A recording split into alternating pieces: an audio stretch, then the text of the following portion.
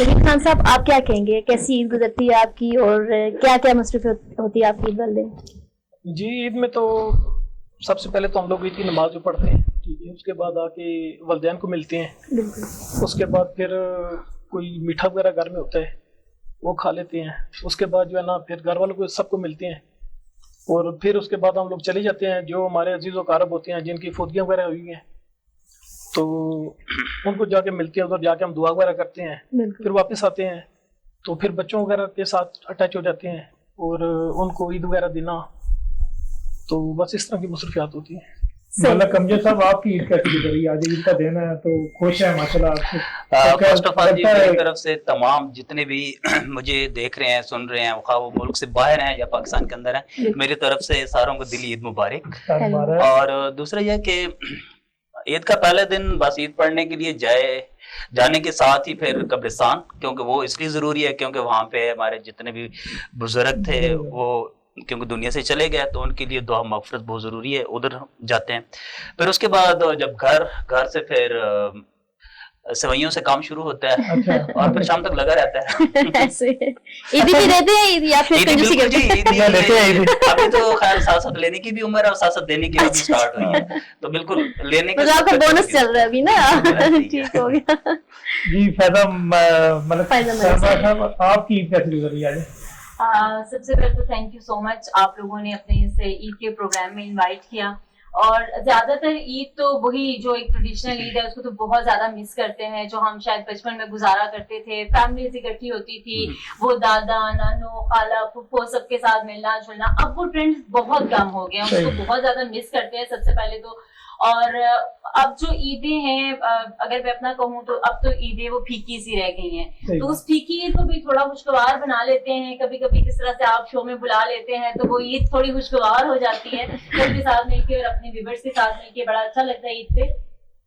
वो ईद जो इस तरह से होती है कि सुबह उठता है, ईद अगर आप रमजान की रूटीन से हटके भी अगर कहें तो वो रूटीन आपकी बड़ी डिस्टर्ब होती है कि आप सुबह उठ नहीं सकते हैं और चांद रात आपने गुजारी और सुबह उठना थोड़ा सा मुश्किल होता है, लेकिन एक खुशी होती है कि आपने रमजान के रोजे रखे होते हैं तो बड़ी ब्लेसिंग होती है। सुबह सुबह उठना, सबको सलाम करना, ईदी मिलना, ये एक बहुत बड़ी ब्लेसिंग होती है। उसके बाद जिस तरह से इन्होंने कहा कि बहुत याद आते हैं आपसे जो बिछड़ जाते हैं, उनको जरूर याद करते हैं। और शुरुआत ईद की कुछ इस तरह से होती है कि सवैयों से उसका स्टार्ट ले लेते हैं और उसके बाद अपने जो अब तो लोगों के घर जाने वाला ट्रेंड कम हो गया है तो व्हाट्सएप पे लग जाते हैं कि सबको ईद भेज रहे होते हैं, विश कर रहे होते हैं, तो बस यही ईद गुजर रही होती है। बिल्कुल। शेख अली साहब, आपने मैं अभी तक हमें टाइम दिया आपके लिए, बहुत इसके लिए थैंक यू कहते हैं आपको। आप बताएं, आप चांद रात कोई खास मसरूफियत होती है आपकी, कोई अपने लिए कोई खास कुछ खरीदते हैं ऐसे या बच्चों के लिए? नहीं, हमारे तो कपड़े फोन पे बनते हैं जी, इस तरह कर दो इस तरह कर दो, अभी होता है वो भी बच्चे शॉपिंग बिल्कुल ऐसे अपनी मदर के साथ जाते हैं घर, अपने फूफो के साथ चले जाते हैं।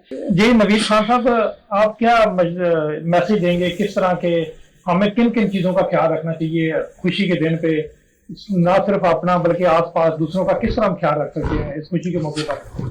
जी, मेरा यही ख्याल है कि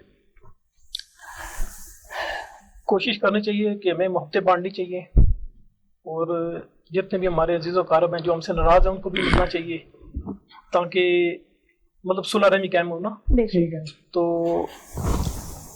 बकाया ये है कि इंसान को मतलब कोशिश करनी चाहिए अपनी तरफ से भाई अच्छा ही करना चाहिए, अच्छा करना चाहिए। वो इसीलिए कहते हैं ना कि जिंदों के साथ ही ईदें हैं, जिंदों के साथ सब खुशियां हैं। अगर जिंदों को हम नाराज रखेंगे, जब वो दुनिया से चले जाएंगे, फिर हम रोते हैं, फिर हम उनके लिए मतलब याद करने का कोई फायदा नहीं उस चीज का। बिल्कुल। आपकी इस बात को मैं भी सेकंड करना चाहूंगी। जिस तरह से हमने स्पेशली इस तरह के हम इवेंट्स होते हैं जो हमारे रिलीजियस होते हैं, कल्चरल होते हैं, उसमें हम अक्सर ये डिबेट करते हैं कि हमारे जो बिछड़ गए हम उन्हें याद कर रहे होते हैं, लेकिन उसमें एक चीज जो मैं कहती हूँ इंतहाई अफसोस के मुकाम पे हम लोग खड़े हैं इस वक्त, जो टाइम हमारा गुजर रहा है उसमें हम उनको तो जरूर याद करते हैं, लेकिन जो हमारे पास मौजूद होते हैं उनका ख्याल नहीं रखते।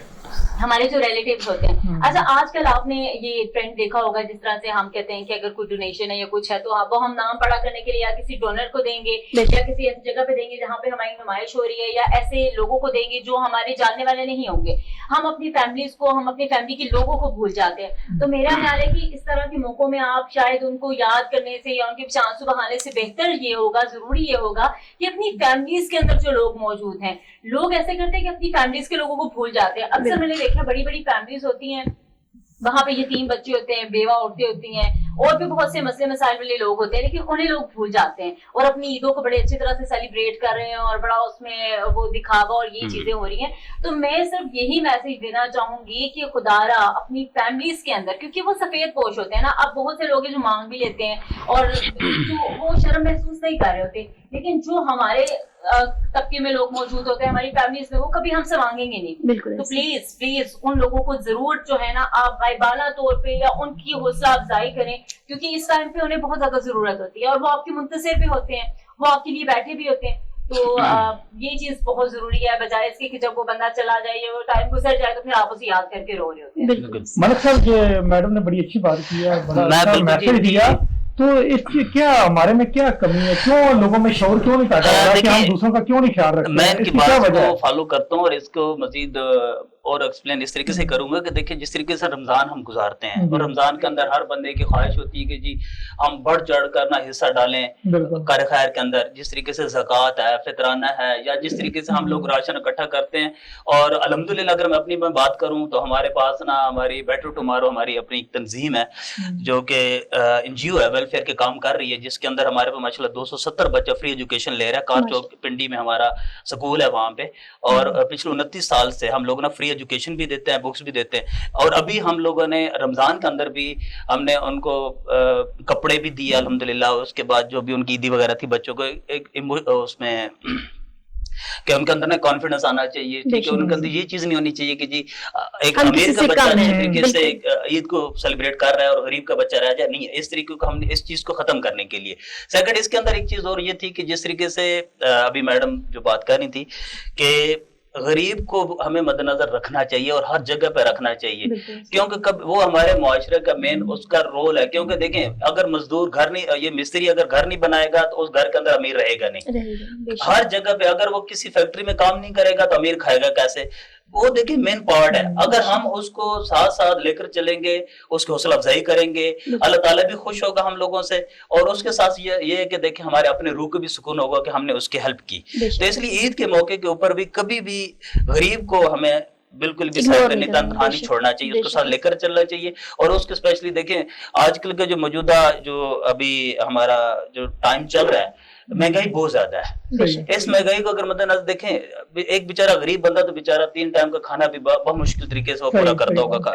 तो ऐसी सिचुएशन में अगर जब हम ईद के मौके पे उनको हम साथ लेकर चलेंगे, उनकी हेल्प करेंगे, खा वो फाइनेंशियली करें या उनको कपड़े लेकर दे देंगे, वो खुश भी होगा, अल्लाह ताला भी हमसे खुश होंगे। और इसी तरह जैसे हम ईद का जब मौका आता है उससे पहले जब रमजान का टाइम होता है, तो रमजान के अंदर हम लोग जो इबादत करते हैं, हम लोग जो उसके अंदर जो इतनी हम जो मेहनत करते हैं कि जी अल्लाह ताला हमसे राजी हो जाए, वो राजी तभी होगा कि सिर्फ एक नमाज नहीं है। नमाज का ये है कि हकूक बाद आप पड़ोसियों के भी हकूक पूरे करें, फिर आपके अंदर फैमिली के अंदर जितने भी आपके गरीब गुरबे हैं, पहला हक उनका है, ठीक है। आप पहले उनको मद्देनजर रखें, फिर उसके बाद आप अपने आप को देखेंगे तो आपकी रूह को भी सुकून मिलेगा और उनको भी आप ना अच्छी तरह जब देखेंगे तो अल्लाह ताला भी आपसे खुश होंगे। बहुत अच्छी बात आपने की शेख अनीस।